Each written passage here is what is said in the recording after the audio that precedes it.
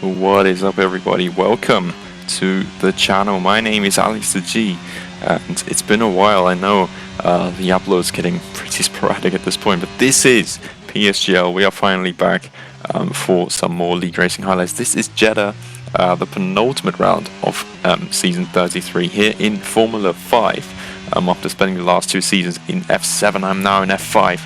And I've unfortunately not had a very good season up till this point. I've had a lot of game crashes throughout the 10 rounds or the 9 rounds that have been leading up to this Saudi Arabia Grand Prix. But we're seeking a little bit of redemption here today as, last race we were in Hungary and I've had game crash that put me out of contention for a top 5, perhaps top 4 finish. Instead saw me finish down in P10. And instead of 6 or 8 points, I picked off just the 1, which was simply very, very annoying. And the mindset for this Saudi Arabia Grand Prix, for that reason, was to just go all out. This setup has some very low downforce. It's very, very unstable to drive for me, but it's got some very, very good straight line speed. So that's the trade-off that I am having to make in this race, as we are already now towards the end of our qualifying lap. Not the strongest qualifier. The results have been pretty alright, to be honest, but in general my qualifying pace has not been up there for quite a while.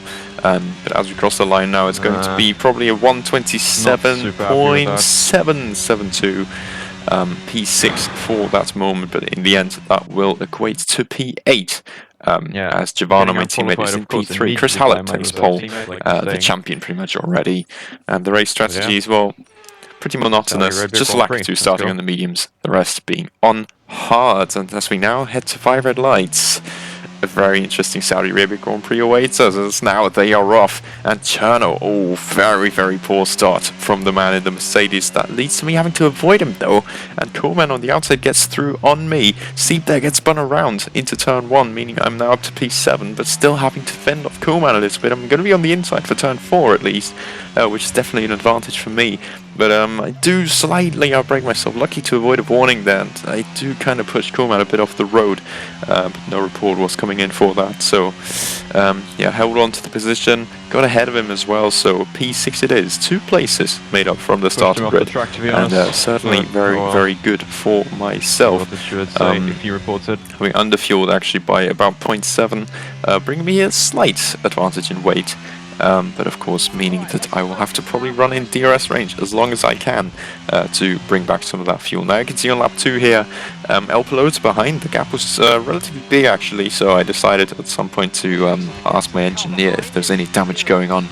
As we will find out in a brief moment. As I'm ahead actually, he's got a 3-second penalty already too, which means right now I am technically in P4. No damage, by the way, for El Pilote, as my engineer just updates me on that one.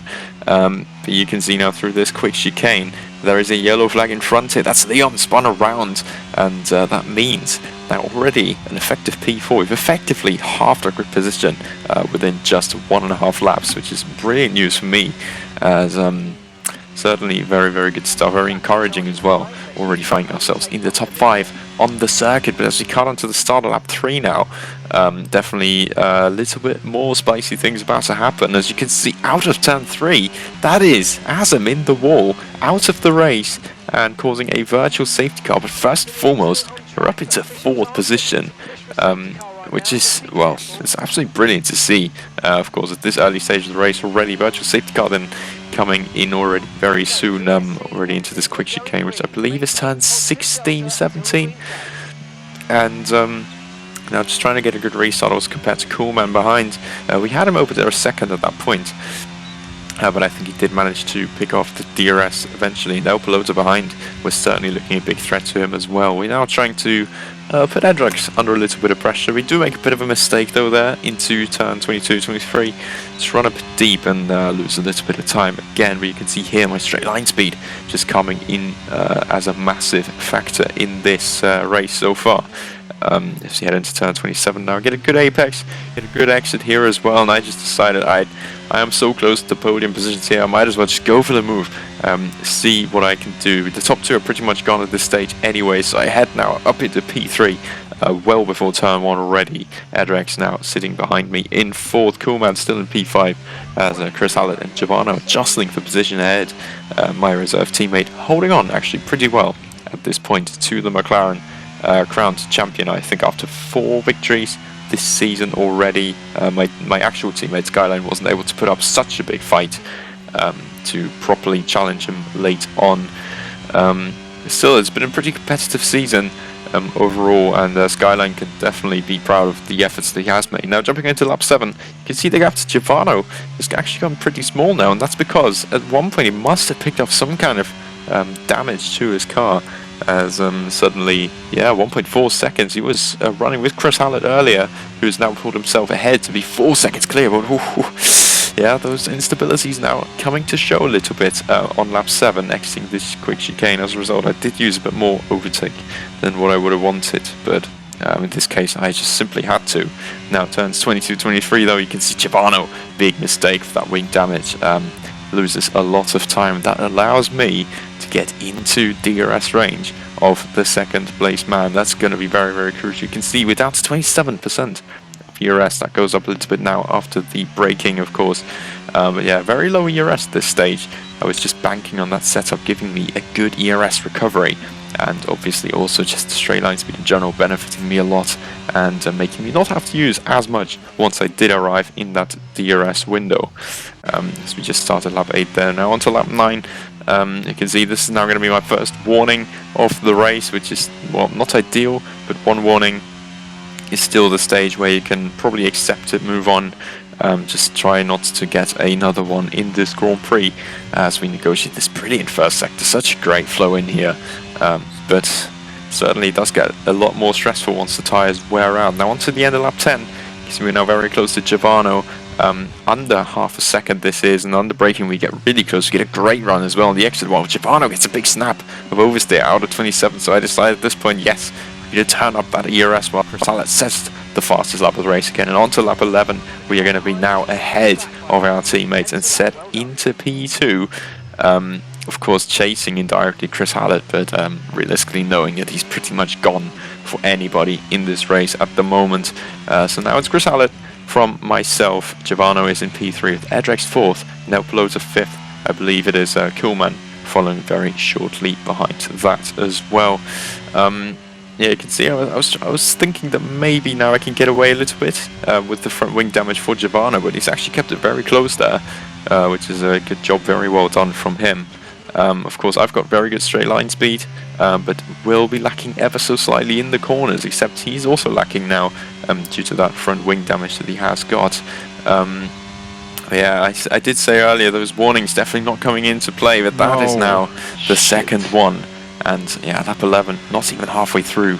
Definitely some very stressful times ahead in this race. Still 14 laps to go, of course, once this one is over.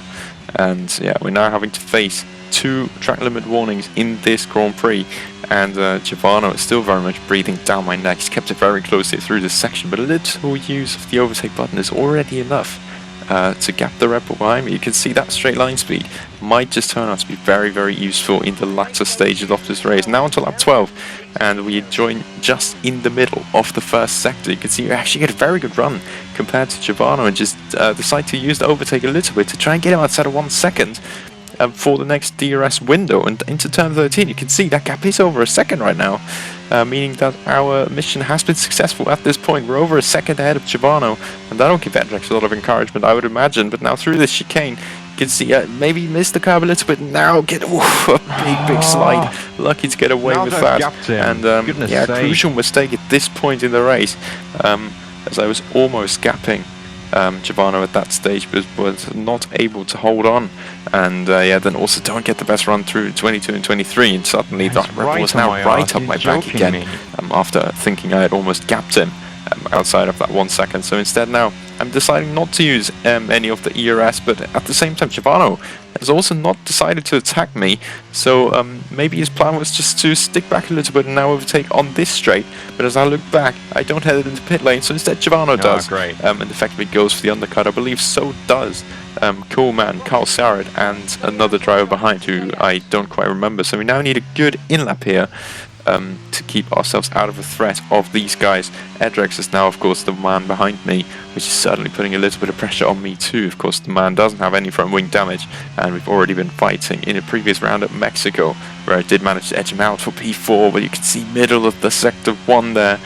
Oh, that rear end is definitely not willing to play along with me whatsoever, so I'm going to just tame it as best as I can. Now use some of that ERS again as the gap to Edrex as she grows above 7/10 of a second. Getting some very, very good lap times in here at this stage. As we now head into this important chicane now with 2 warnings, we have to tackle this very, very carefully now.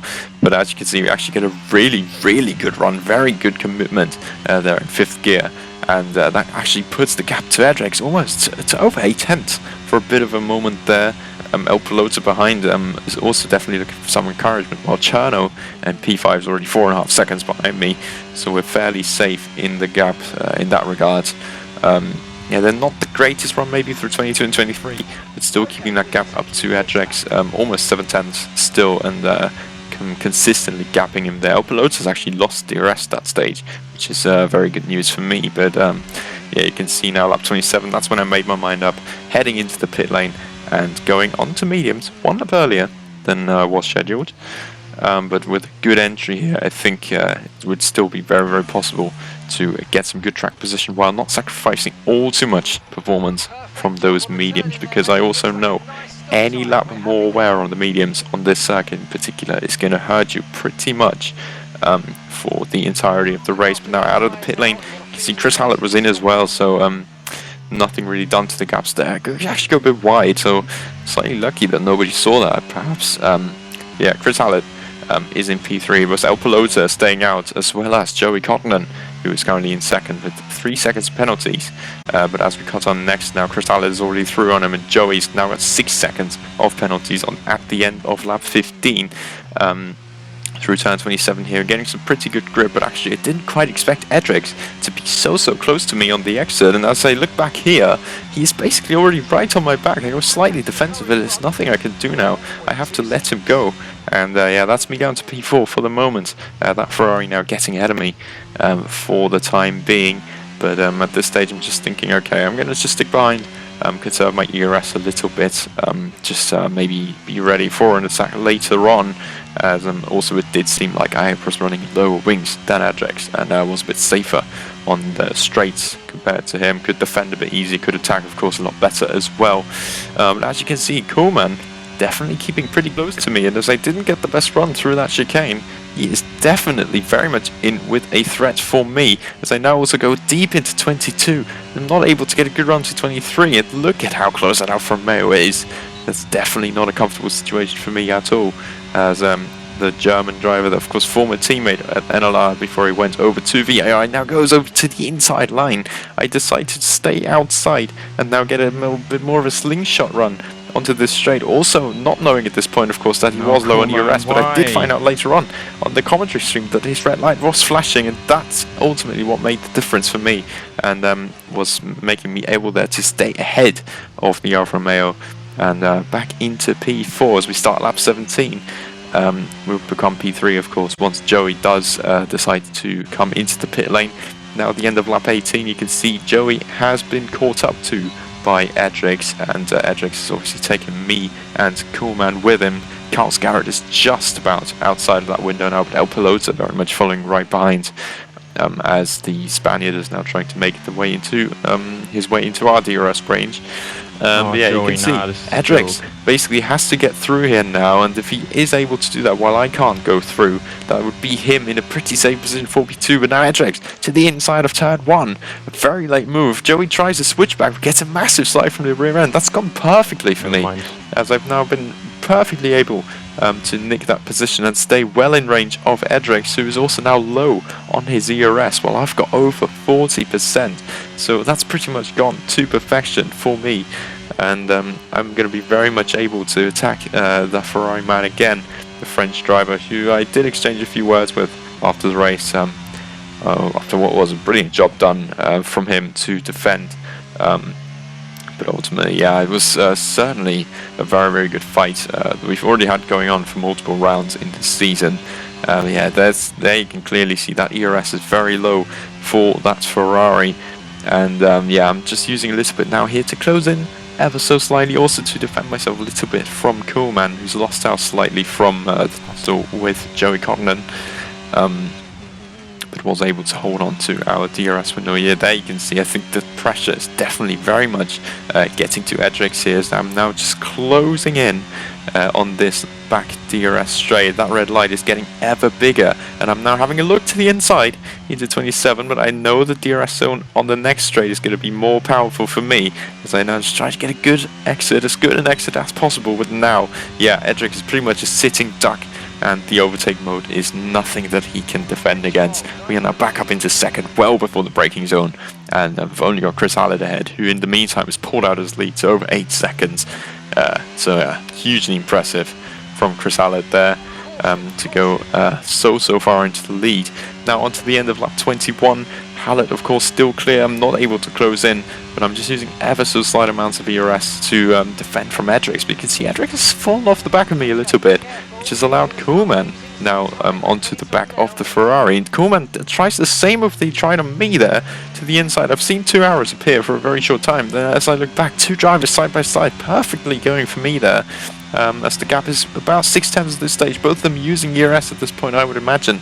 Of course, Edrix trying to defend from the German, which is basically perfect for me. So now side by side through turn 1, but instead of this, we get a full safety car. Just under 4 laps from the end, and that is hugely interesting now for my race. My tyres are just going to be getting worse and worse. I actually do try a little fake into the pit lane, but nobody's really fallen for that at the front of the pack. And I'll of course be right on the back of Chris Hallett as well, but everybody else will also be on the back of me. It's just the top 5, maybe top 6 actually staying out on their old medium tyres, and all the drivers behind pitting for a fresh set of softs, which is hugely interesting for how this race would be going to the end. But of course, you always get a minimum of 2 laps of green flag running right at the end. That means the safety car is in already just 1 lap after it got deployed. And yeah, Chris Hallett now setting the pace ahead of myself. Edrix in P3, Koolman in 4th, crucially has a time penalty to his name. Carl Scarrett, with the oldest tyres I think in this pack, together with Koolman, finds himself in P5.